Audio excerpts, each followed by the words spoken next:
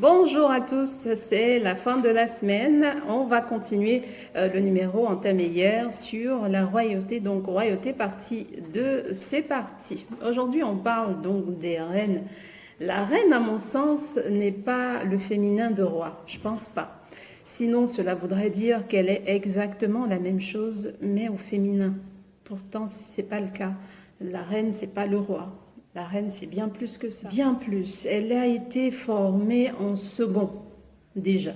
S'il faut revenir un peu à la Genèse telle qu'elle nous a été racontée, et donc la femme a été formée en second.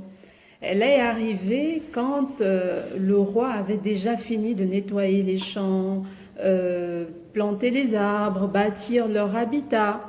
C'est ce que je disais tout à l'heure. Avant de se prétendre à être un roi, il faudrait être déjà passé par un certain nombre d'étapes. On ne peut pas être dans la maison de papa, donc d'un roi. Il n'y a qu'un seul roi par trône.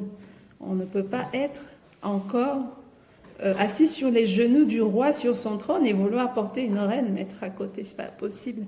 Donc la reine est arrivée quand tout cela a été fini. Ce n'est qu'après s'être rassurée qu'elle ne manquerait de rien là où elle partait que le Créateur l'a envoyée auprès de cet homme. C'est le premier signe de royauté de la reine. Elle est arrivée quand tout était déjà prêt. Elle n'avait pas à se casser les doigts dans la terre pour planter, c'est pas son rôle. Elle a un rôle d'entretien. C'est différent donc. La reine, c'est pas le féminin de roi, c'est celle qui accompagne le roi. Cet homme à qui on a envoyé une reine avait la crainte de celui qui l'avait créé. Vous vous souvenez, je vous ai parlé de la base jeune vie. Qui t'a créé? Il y a un créateur en haut, dans l'invisible, qui est partout, qui a créé l'esprit que tu es. Il y a quelqu'un qui a créé la chair que tu es. C'est cela. Une reine, c'est bien plus qu'une simple consommatrice par contre. Attention mesdames, oui, elle est arrivée, elle a trouvé tout ce qui était là, d'accord. Mais elle n'est pas venue pour s'asseoir et consommer uniquement, non, attention. Une reine, c'est d'abord et avant tout l'épouse d'un roi. Donc le roi va au champ, la reine doit l'accompagner. Elle est là pour lui. Elle a été faite pour lui. Souvenez-vous, on a dit, il n'était pas bon pour l'homme qu'il soit seul, je lui ferai une aide. Elle n'a pas été envoyée pour faire les champs, elle a été envoyée pour lui. Elle a été formée pour qu'il ne soit plus seul. Donc, elle est là d'abord pour lui. Je sais que beaucoup ne sont pas d'accord avec ce que je dis. Toujours est-il que c'est le cas, malheureusement, ou heureusement, ça dépend de quel côté on se retrouve, mais la reine est là pour le roi. Elle doit être à ses côtés, qu'il pleuve ou qu'il neige, quelles que soient les conditions atmosphériques. Elle doit être à côté de son roi. Elle est, ou il est, sa raison de vivre. C'est cela. Elle était un esprit, oui, mais elle a été formée pour lui. Il est sa raison de vivre. C'est comme ça. Une reine, c'est une amie. Une reine, c'est une conseillère. J'insiste sur le mot conseillère parce qu'il ne faut pas partir de l'exemple de Ève.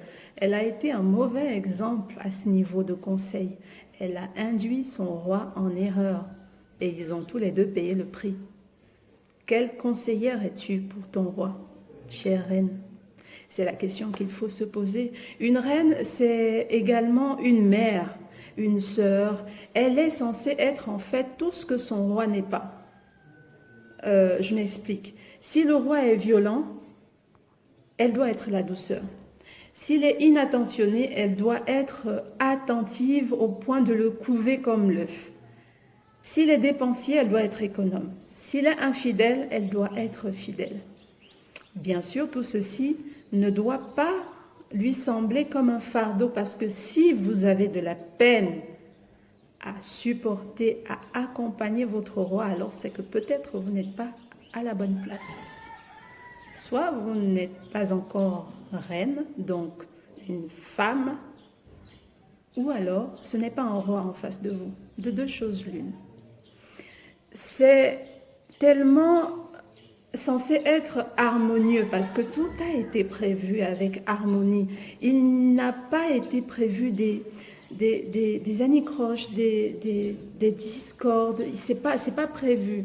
Un roi et sa reine sont censés gérer un royaume, leur famille ensemble avec harmonie. Et donc, la femme étant tirée de la côte de l'homme, selon ce qu'on nous a emmené, elle est censée compléter des vides. Et lui est censé savoir qu'elle est là pour compléter des vides. Il doit être un roi, elle doit être une reine. Si vous sentez que c'est un fardeau de compléter les vides de votre roi, alors soit vous n'êtes pas encore une reine, donc une femme, ou alors vous n'êtes pas avec un roi. C'est cela. Il y a des hommes qu'on a le sentiment d'aimer. Et puis il y a ceux qui sont bons pour nous et qu'on apprend à aimer. J'insiste, mesdames, sur cette phrase. Il y a des hommes qu'on a le sentiment. Souvenez-vous, le sentiment. Il y a des hommes qu'on a le sentiment d'aimer. Et il y en a qui sont bons pour nous et qu'on apprend à aimer. Bien sûr, vous me direz, mais comment savoir qu'on a trouvé le bon roi ? Je voudrais vous ramener un peu au numéro d'hier sur la royauté, partie 1, concernant le roi. Un roi, ça ne s'ignore pas. Dites-vous bien qu'après plusieurs expériences, je dirais qu'il n'y a pas de bon ou de mauvais. Voilà, il y a juste un vrai. J'insiste sur le mot vrai. Il y a juste un vrai roi. Et ça ne s'ignore pas, ça ne se cache pas. On peut pas cacher un vrai roi. C'est dans les actions. On a parlé de cela mardi ou mercredi, les actions. C'est dans les actions qu'on reconnaît un vrai roi. Nous vivons par la chair, nous vivons énormément, nous, je me suis inclus dedans, nous vivons par la chair et nous laissons parfois et même très souvent nos émotions nous envahir. Mais bien sûr, il y a des signes qui ne trompent pas notre esprit. Souvenez-vous, un cœur me dit, je ressens au fond de moi, c'est cela, notre esprit. Un vrai roi connaît la valeur d'une vraie reine. Sinon, c'est un valet, c'est pas un roi. Et le valet, lui, soit il vénère la reine, soit il la snobe. Si il vous vénère énormément, alors il ne pourra pas gérer le royaume. Un roi doit respecter sa reine et non la vénérer. Votre homme ne doit pas vous vénérer, il doit vous respecter. C'est différent. S'il vous vénère, c'est que ce n'est pas un roi, c'est un valet. S'il vous snobe, effectivement, c'est un valet qui est dans la peau d'un roi et donc il ne sait pas ce que c'est qu'être un roi. Donc attention, mesdames, le valet vénère et snob, le roi reste roi. J'espère que cela pourra aider quelques-unes d'entre nous. Merci de nous avoir suivis. On se dit à lundi pour un nouveau conseil de vie sur votre page et sur votre chaîne. N'oubliez pas, abonnez-vous, likez, partagez.